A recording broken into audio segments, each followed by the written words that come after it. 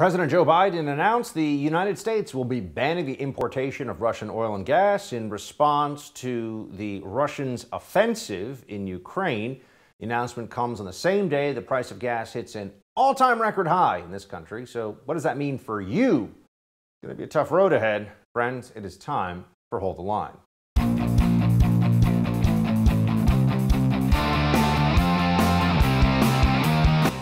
Welcome to Hold the Line. I'm Buck Sexton. 2 weeks into this conflict, and already we're doing things that at the outset people said, that might be too far. I don't think we want to get that involved. One of those areas has to do with the financial warfare, if you will, against Russia, involving sanctions and specifically going after the Russian oil and gas sector. President Biden spoke this morning and announced that, yeah, the U.S. at least is going to ban Russian oil and gas. Watch. Today, I'm announcing the United States is targeting the main artery of Russia's economy. We're banning all imports of Russian oil and gas and energy. That means Russian oil will no longer be acceptable at U.S. ports, and the American people will deal another powerful blow to Putin's war machine. This is a move that has strong bipartisan support in the Congress and, I believe, in the country. Americans have rallied to support their Ukrainian people and made it clear we will not be part of subsidizing Putin's war. We won't be subsidizing Putin's war. Well, that means that we're going to be paying higher prices at the gas pump, which means also higher prices for pretty much everything going on right now that you would buy. That's just going to be the reality of this kind of a move. So let's all be quite clear about that. This is already coming at a time when you have 7% inflation. You have the all-time record high gas price in this country. In fact, here, take a look.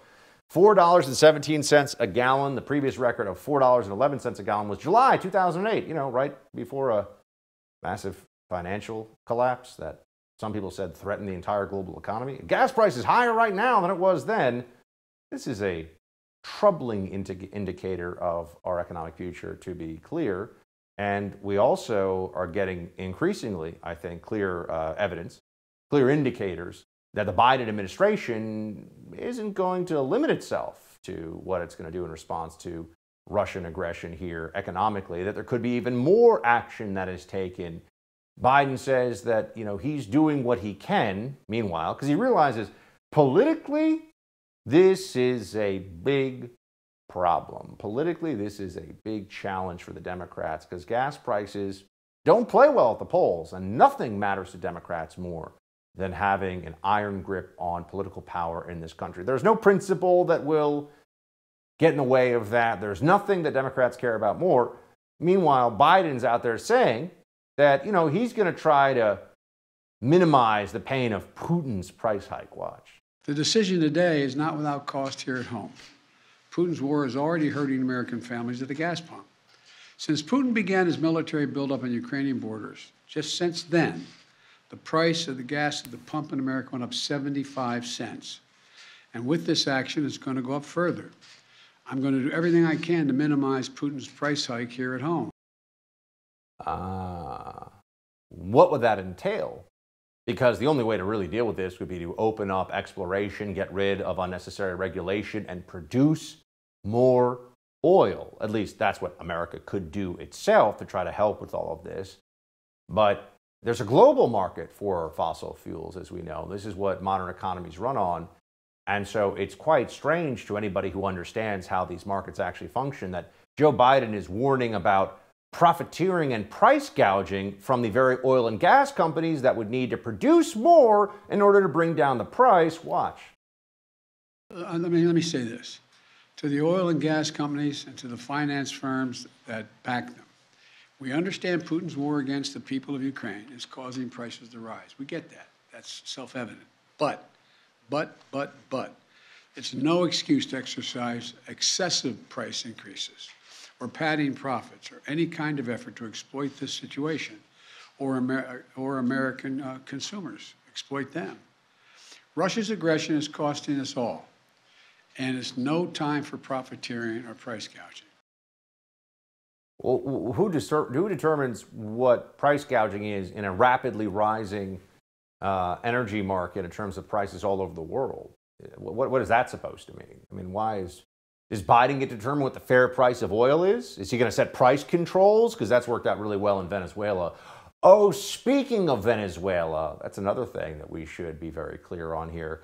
We can't buy our oil from Russia. Russia's going to keep selling its oil to Europe, by the way, and to China and other places. But we're not going to buy Russian oil, so we can feel good about ourselves. But we're going to do what exactly? Where are we going to make up for that 8% of our current oil needs, which is met by Russian oil? Where do we turn to make up that production or that import shortfall? Here we have a Wall Street Journal headline: U.S. officials meet with regime in Venezuela to discuss oil exports to replace Russia's. So because we feel so icky importing Russian oil, we're going to turn around and get Venezuelan oil or maybe Iranian oil because, dictatorships are bad. Or maybe we'll ask the Saudis, because dictatorships are bad, to pump more oil because they have usually spare capacity. You'll notice that there's a lot of virtue signaling going on right now from Democrats. A lot of people who are taking these positions, taking these stands that are meant to make them look good, right? But I think Russophobia is now a real thing in America and around the world too. There are actions being taken against Russian individuals as though they're the ones who have somehow decided to invade Ukraine, as though they're the ones, people living in the West, living in America, but they happen to be Russian, or even Russians in the past who aren't even alive anymore. They can't have their works celebrated. I mean, just check this out. New York Post headline: Anna Netrebko, who's a Russian soprano, they say with ties to Putin, is out at the Metropolitan Opera. What does that mean? I mean, is she Putin's military advisor? I doubt it. Ties to Putin meaning what exactly? I'm wondering. Well, what is that? Notice that they write in that headline, ties to Putin. I'd be very curious to know what those ties are. I mean, even if it was Putin's niece or something, is she the one calling for airstrikes in Ukraine? I don't think so. So why is she out? ESPN headline: Russian and Belarusian athletes banned from the Winter Paralympic Games. So let's be very clear here. Paralympic athletes who have overcome tremendous physical challenges in the first place, just in general life, but to compete as Olympic athletes, if they happen to be Russian or Belarusian, they're banned. Really? So someone who's a wheelchair athlete, for example, could be, or is being banned because of their Russian passport or Belarusian passport? Okay. Here's a Newsweek headline: college backtracks on banning teaching Dostoevsky because he's Russian. Oh, I'm glad that they realized, because this was initially, they were banning Dostoevsky. I mean, what's next? They're going to ban Solzhenitsyn and the Gulag Archipelago? They're going to ban the great Russian authors and anti-Soviet authors of the past who were defending freedom at considerable risk to themselves, by the way, against Russian authoritarianism? Are they bad guys too because they were Russian? Dostoevsky, one of the greatest authors of the 20th century, bad because Russian? People are nuts. And they're also not very brave. They're brave about, I'm going to pour out my Russian vodka. Yeah, that makes me tough. But you got to see this. A majority of Democrats, according to Quinnipiac poll, if America were invaded, not if we had a foreign war somewhere else, not if, China invades Taiwan, are we going to go defend Taiwan, are we going to invade Ukraine on behalf, or fight Russia on behalf of Ukraine? No, none of that. If the homeland was invaded, 52% of Democrats say they would flee America. And let me tell you this right now, the 25% of Republicans who say they'd flee, that's higher than it should be too, but 52%, a majority of Democrats, would leave the country. That's why virtue signaling is so appealing to them, because actual virtue can come at a cost, one they don't want to pay. The Biden administration continues to say a no-fly zone over Ukraine is not on the table. New York Post columnist David Marcus says that's a mistake. He'll join us next to explain his reasoning. But first, let's talk about protecting your home. How devastated would you be if a criminal stole all the equity in your home? Well, this crime is happening all over the U.S. There's one company standing between you and these thieves: Home Title Lock. The FBI calls home title fraud one of the fastest growing crimes, which is why you need to go to HometitleLock.com, America's leader in home title protection. Here's the problem. The deed to your home is the only document that proves you own it, and the deeds to all our homes are online now. In minutes, a criminal can forge your name off the deed to your home and refile as the new owner. The crime can cause you to spend a fortune on legal fees when thieves take out loans in your name. It can even lead to eviction. Common identity theft servers do not protect you from this crime. HometitleLock.com is your peace of mind. that the deed to your home is protected. Visit HomeTitleLock.com. Again, that's HomeTitleLock.com. Columnist David Marcus stops by when we return.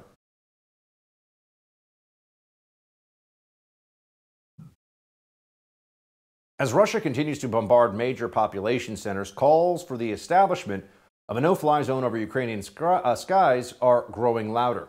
According to a report in Politico, 24 foreign policy experts have signed an open letter to President Biden and NATO Secretary General Stoltenberg urging a, quote, limited no-fly zone in order to protect humanitarian corridors. Letter's signers add, quote, what we seek is the deployment of American and NATO aircraft not in search of confrontation with Russia, but to avert and deter Russian bombardment that would result in massive loss of Ukrainian lives. Well, many people, including me, note that a no-fly zone would be an escalation between the West and Russia. New York Post columnist David Marcus believes, hey, this is a risk we need to take at this point. David, my friend, joins me now. David, good to see you. How you doing, Buck? I mean, you know, the world's a little bit of a mess. Gas prices not so good, economy not so good, Ukraine, big problems, but we're going to try to make some sense of it now, sir. From your New York Post column, here we go. People understand that Vladimir Putin, like his Soviet predecessors, thrives on American weakness. Deep down, we don't like the idea that Putin's nuclear arsenal gives him a veto over the exertion of American power. So, David, make your case to me, because for a lot of conservatives, it's too much of a risk, even if it's a small risk, to confront Russia directly here. You say you want to take that one. Why? Well, I don't want to take it off the table. I'm not sure that right now we actually need to immediately rush into the no-fly zone. What I was really interested in was the fact that 75% of the American people, according to a recent poll, wanted the no-fly zone, even though almost universally experts, politicians, and pundits were against it for the very sensible reasons that you just mentioned. And I do think that to some extent they may not have understood exactly what it entailed, but I do think at the very least they understood it was an escalation. It was something Putin didn't want. And I think very wisely, as I put it in the column, the American people know that the only way to deal with a bully like Putin is to smack him in the mouth one way or the other. So, by the way, you mentioned the polling. We actually have that data to show everybody at home. Reuters polling shows that Americans support overwhelmingly a no-fly zone in Ukraine. 74%.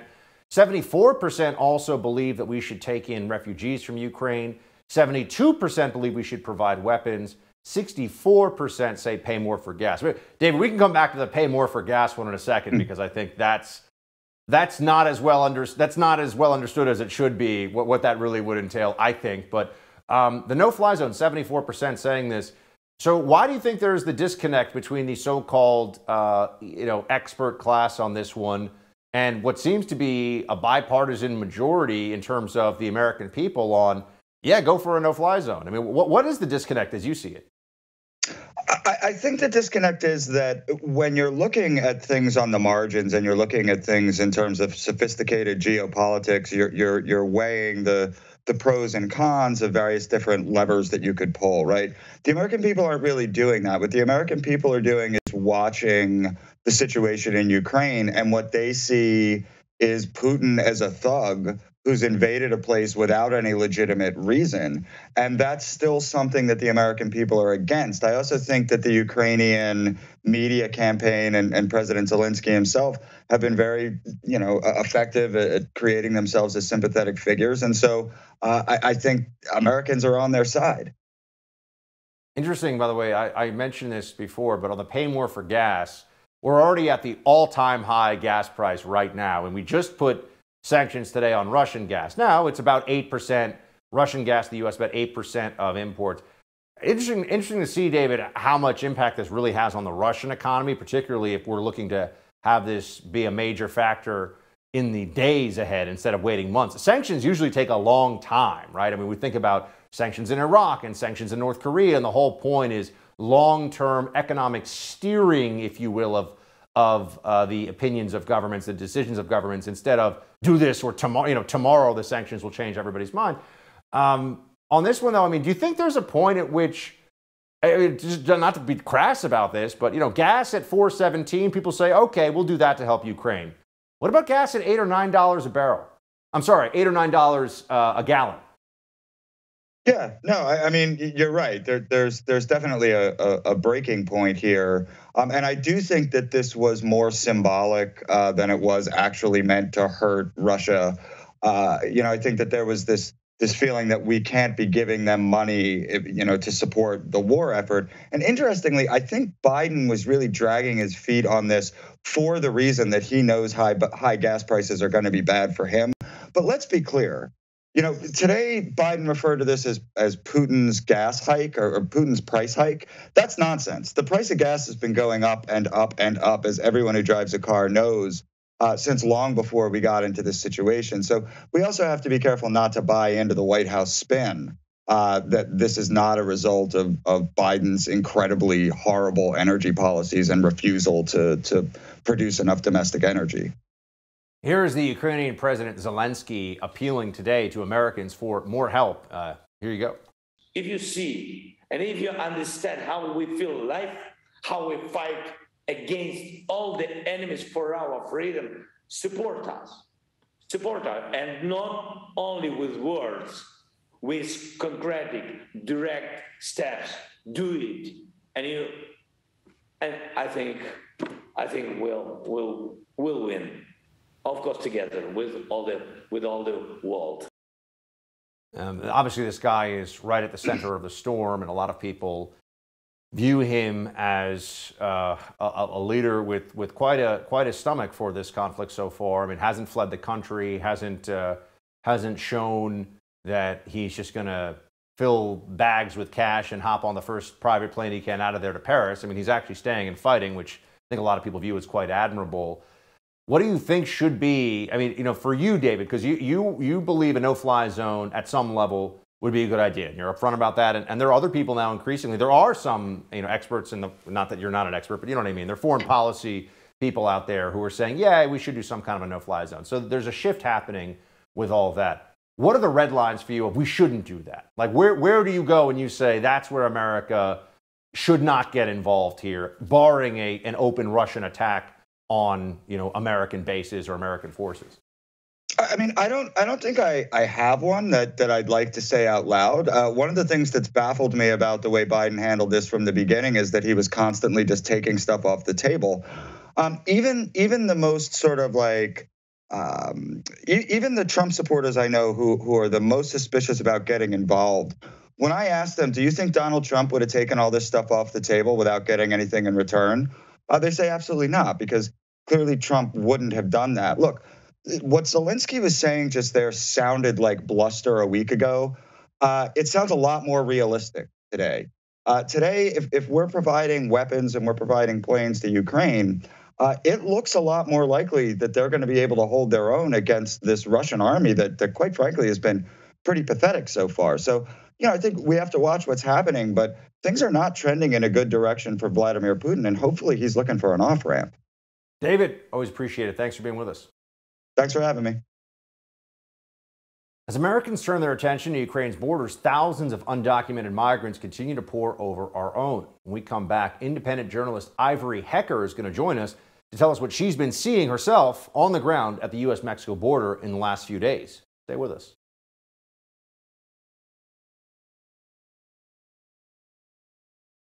As all eyes are focused on the Russia-Ukraine conflict and skyrocketing energy prices here in the U.S., we must not forget the crisis that is still unfolding at our southern border. Our next guest, independent journalist Ivory Hecker, is currently in Kinney County, Texas, on the U.S.-Mexico border, shadowing a local militia who's assisting with border security and the influx of illegal migrants. She joins us now to tell us what she is seeing. Ivory, thanks so much for being with us. Tell us what's going on down there. Well, we've been shadowing this group, Patriots for America. They are partnering with Border Patrol and Texas National Guard. It's kind of all hands on deck down here. So they are just kind of patrolling the border and seeing what they find. I didn't know what to expect. Got here yesterday, went out with them last night, and saw group after group trying to cross the Rio Grande. As soon as we rolled up, you can see that group of people who say they're from Cuba. They were swimming across the Rio Grande as we were rolling up with this militia group you can see there. And about a minute later, Border Patrol shows up, starts handing out plastic bags to these people to put their wet clothes in, gets their IDs, and ships them off for processing, where they'll determine whether they're accepted for asylum or sent back to their home country. But the militia told me, based on the fact these people say they're from Cuba, it's almost certain that they will end up staying in the U.S. due to them seeking to escape from an oppressive dictatorship. So we've had almost 2 million migrants who came to the border in 2021 and encounters, right? People entering illegally, arrested, gotaways altogether. I think it's about 2 million is the number they estimate for 2021, which is over 500,000 more than the past 2 years combined.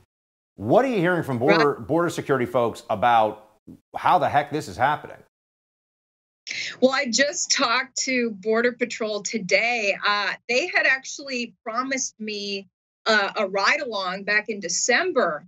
And I was like, hey, whatever happened to that? And Border Patrol actually told me the ride along in Rio Grande Valley, one of the huge surge points, they said they put all ride alongs on hiatus because the situation was just so bad in December, where I think it was about around 180,000 border encounters that happened just in that month of December. We're getting like an average of like 160,000 border encounters every month now.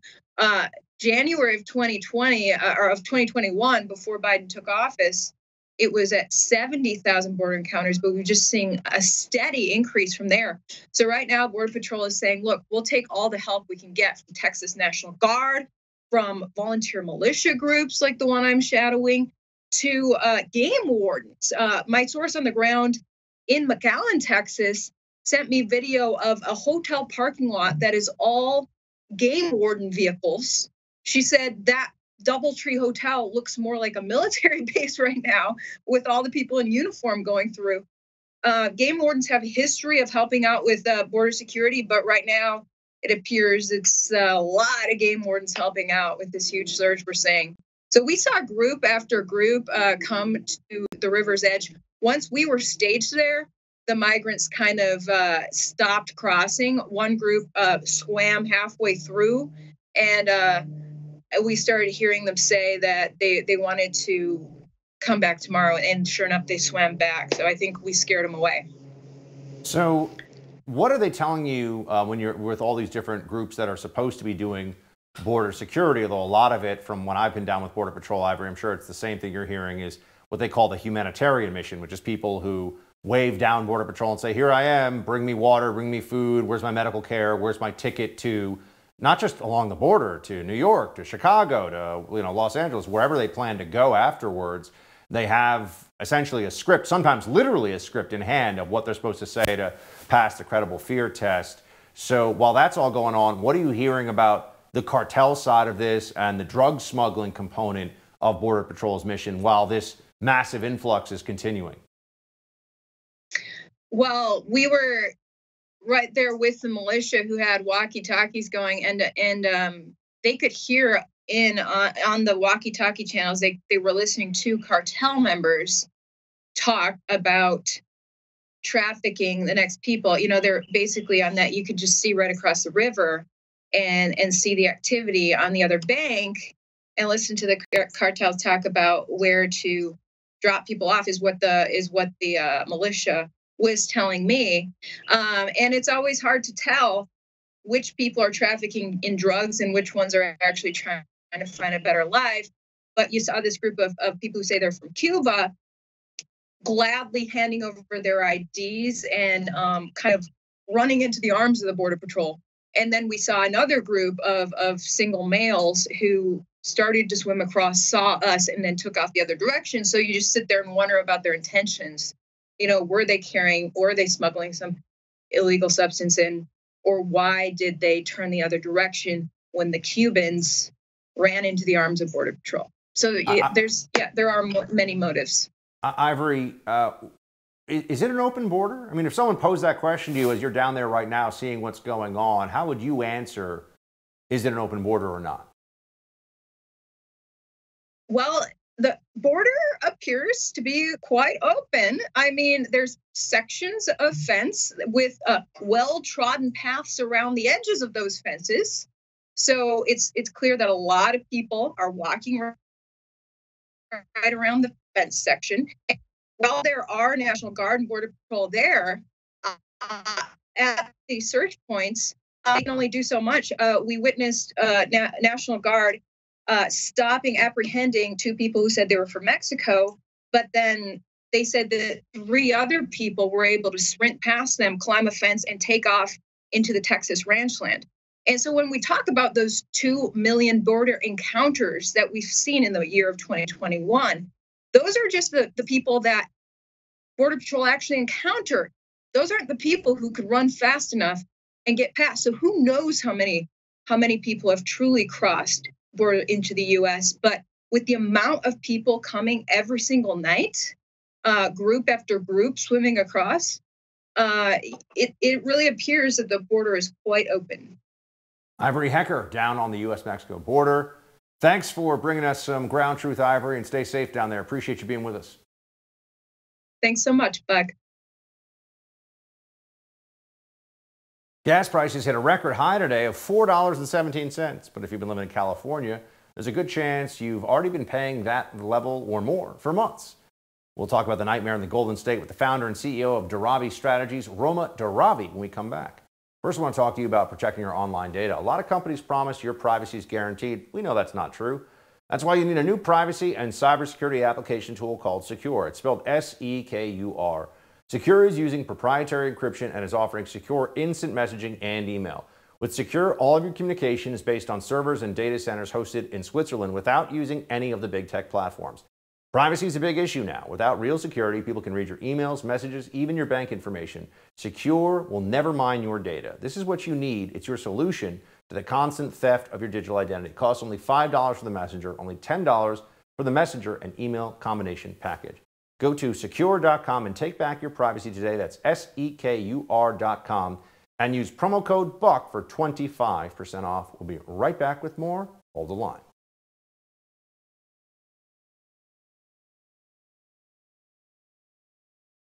Energy prices skyrocket to record heights across the country, with the average price of a gallon of gas soaring to $4.17, which is up 55 cents from last week, just last week. The highest ever, by the way, nationally. California is seeing some of the highest spikes at the pumps, with the average of over $5 per gallon across the state. Californians are not happy about this. Here's what some people in the Golden State had to say about it. I mean, I'm spending a lot of money just on gas alone. And then for this to go up the way it's been going up, it is, it hurts. It hurts a lot. Yes, they're outrageous, man. Yeah, the Los Angeles Long Beach area broke another record again today for the highest average. As you can see, it's $6.31 a gallon, or I remember it being $2.50 or even $3. I used to put $38 to fill my tank up. Now it's about, as we saw, between $70 and $90. I think that's crazy. You've got to be kidding me, California. What?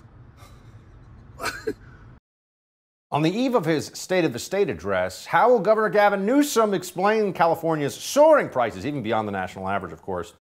Let's ask SoCal native, former White House Deputy Director of Strategic Communications and founder and CEO of Dharavi Strategies, Roma Dharavi. Roma, great to see you. Great to be with you. So you're a comms expert, and gas prices are something the Biden administration's going to have a tough time trying to explain here, but Gavin Newsom, an even tougher time, it seems, because why is it so much higher in California than pretty much anywhere else in the country?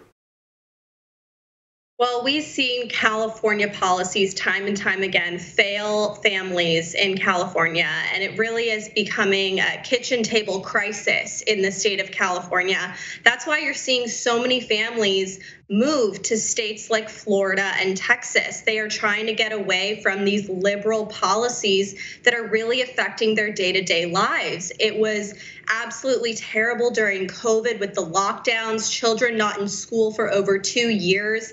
I had family and friends moving their children to private school when frankly they couldn't afford it because they went from a double income household to a single income household because of the COVID mandates in California. And now you're seeing the crisis soar with gas prices as well. Meanwhile, the White House is running out of talking points here. What are they really going to say?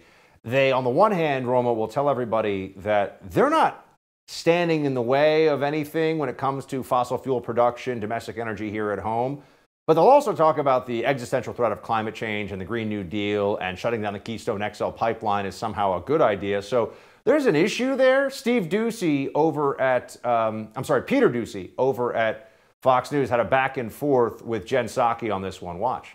We have actually produced more oil. It is at record numbers, and we will continue to produce more oil. There are 9,000 approved drilling permits that are not being used. So the suggestion that we are not allowing companies to drill is inaccurate. Would President Biden rescind his executive order that halts new oil and natural gas leases on public lands?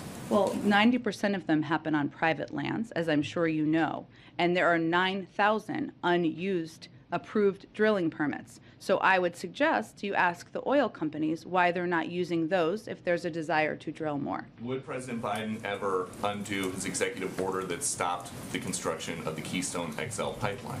Are you suggesting that would solve the gas prices issue? Well, do you think that that would maybe affect prices faster than getting the whole country off of fossil fuels? I actually don't think it would. Interesting, isn't it, Roma? Well, really, it's just blatant lies, Buck. I mean, you look at what Joe Biden said to the American people during his State of the Union, and it really causes concern to see what we might hear tonight from Gavin Newsom. The Democratic Party has decided that their communication strategy is to just lie to the American people and hope that they believe it. And frankly, it's really sad to see that many of them do. You know, we have a very important election coming up in November. We hope to see a big red wave. We know that we had energy independence under Donald Trump. We are now energy dependent on our adversaries like Russia and China and Iran. What the Biden administration wants to restart an Iran deal, which is absolutely insane.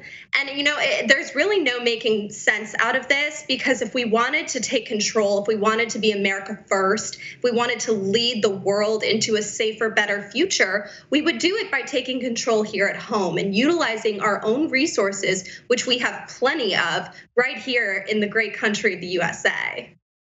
And just continuing on with that, with the White House press secretary's position on all this, trying to reflect, I think, a dissonance within the White House. On the one hand, they think oil is great. On the other hand, they won't clearly get rid of. The Biden administration will not change its mind on Keystone XL, will not change its mind on the executive order about drilling on federal land. Those are executive orders meant to placate the far left environmental lunatics that make so much of the policy when it comes to energy for the Democrats.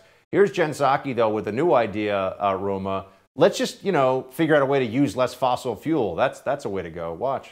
The U.S. produced more oil this past year than in President Trump's first year. Next year, according to the Department of Energy, we will produce more oil than ever before. Those are the facts. We're looking to the future and what we can do to prevent this from being a challenge in future crises. The best thing we can do is reduce our dependence on fossil fuels and foreign oil, because that will help us have a reliable source of energy, so that we're not worried about gas prices going up because of the whims of a foreign dictator. So it's interesting, she conflates dependence on fossil fuel in general / foreign oil. Foreign oil, yeah, Republicans get behind that. Sure, we should be producing it here at home. These are not the same thing. They're not. And we know the facts are that Jen Psaki is lying, first of all. And second of all, if the oil is so terrible to produce here in the United States of America, how bad do you think it's going to be when we're getting it from Iran, when we're getting it from Russia, when we're getting it from China? Their facilities can't possibly be cleaner or safer. So you think about the reality of that situation, it really makes no sense. And the message that they're sending to the American people is ditch your you're suburban, even though you're a suburban mom, get a little tiny Prius. You'll be just fine. Just get your electric vehicle. Forget about the giant SUV that your family needs.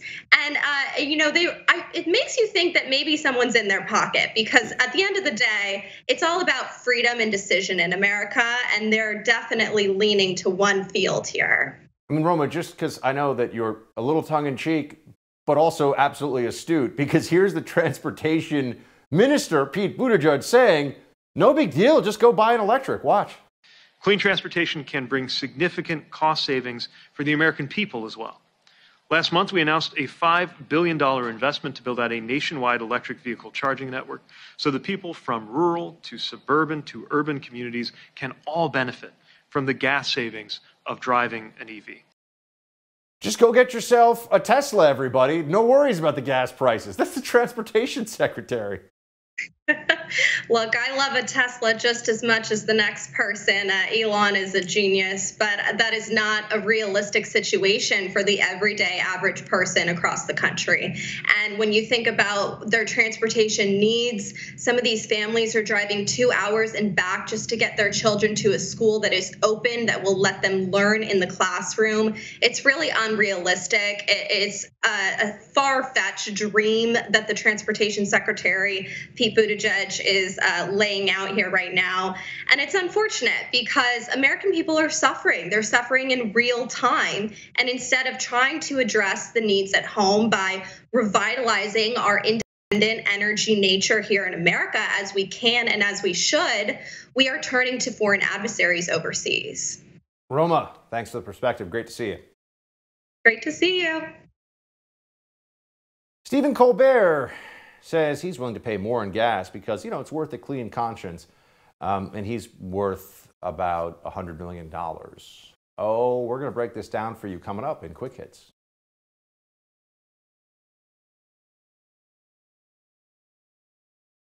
Another flight, another passenger kicked off for wearing a Let's Go Brandon mask, and a group of Florida House Democrats caught more cringes than support during their latest attempt to be mockingly humorous on Twitter.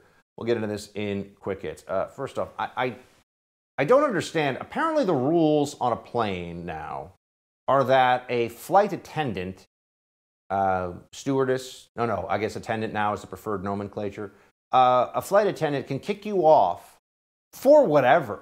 I mean, they don't like your face. They don't like what's on your face. They can kick you off. They don't find your joke funny. They can kick you off. I mean, this is crazy. I mean, you'd wonder, like, well, first of all, why? What gives somebody the right? Because remember, they're taking. Imagine if you sat down at a restaurant and someone just didn't like the way you looked, and they said, you know what, we've already taken your money, because the flight's already taken your money. You've already paid for this meal, but we're going to kick you out of the restaurant because I don't like the T-shirt you're wearing. That might be. People might think that's quite odd, right? Planes do this all the time now, apparently.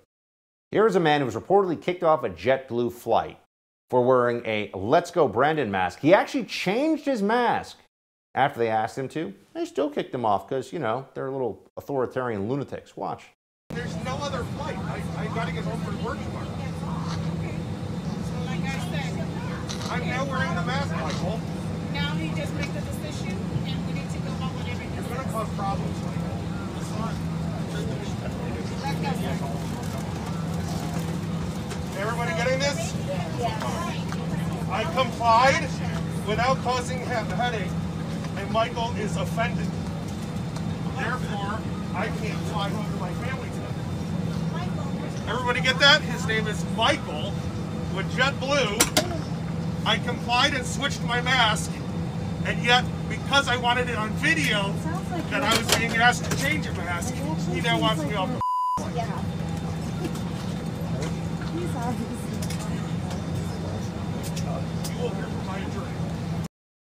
I hope he does sue them. Whether he wins or not, I don't even care. I hope he sues them. I hope he sues them and continues to try to point out what a bunch of lunatics. It's a lib, obviously. The libs on airplanes. These are the stewardesses, the airline attendants, whatever, who are kicking people off and saying, your mask dropped beneath your nose. Masks don't work, you idiots. But they don't care. It doesn't matter. Oh, we're going to be the mask police. Stephen Colbert It's worth about $100 million, so doesn't really care how much the price of gas is. And but he cares for the common man. Sure he does. Watch. He says he's willing to pay more in gas because his conscience will be clean. Since the invasion, oil prices have skyrocketed. Today, the average gas price in America hit an all-time record high of over $4 per gallon. Okay, that stings, but a clean conscience is worth $1 or $2. I'm willing to pay. It's important. Right. It's important. I'm willing to pay $4 a gallon. Hell, I'll pay $15 a gallon because I drive a Tesla. Oh, so maybe everybody just go buy a really expensive electric sports car and then they don't have to worry about the price of gas or something like that. Look, the leftist elites in this country do not care about you. They care about how they feel. What do they feel about themselves? They're addicted to virtue signaling without actually being virtuous. And that's something that we all should be quite aware of because they also have a lot of influence. Then they push bad ideas. They say stupid things. And they aren't accountable for anything. Then there's the parental rights bill. That's what it actually is. That has been signed by the Florida State Senate today, and may be signed by Governor Ron DeSantis, that the LGBTQ plus activists have dubbed the Don't Say Gay bill. Nowhere in the bill does it say you can't say gay. It's just a lie. Nowhere does it say you can't say a word. It says that children below 3rd grade, so 5, 6, 7-year-olds, are not to be instructed in sex, gender identity, or sexuality because they're too young, and that's weird. Pretty straightforward, right? Anybody who wants to talk to a toddler about sex or sexual identity or whatever has got a problem. Somebody you probably want to watch really closely. But Florida House Democrats put out a video walking around pretending that the problem is you can't say gay. Watch. Don't say it. Don't say it. Gay. I said it. Gay! Gay. Gay. Gay. Gay. Gay. Gay. Gay. I'm gonna say it. Gay. What do we know about Marlon Brando? That he's gay. Gay. Gay. Gay. Gay. Gay. Gay. Gay. Gay? Gay? Give me a kiss. Mwah. Gay! No one says you can't say gay. No one has any problem with saying gay or being gay or what. It's no sex talk. No sex talk for basically toddlers in school. But the left is insane. So there's that. That's it for today's Hold the Line. We'll have more for you tomorrow. The No Spin News with Bill O'Reilly is next. Shields high.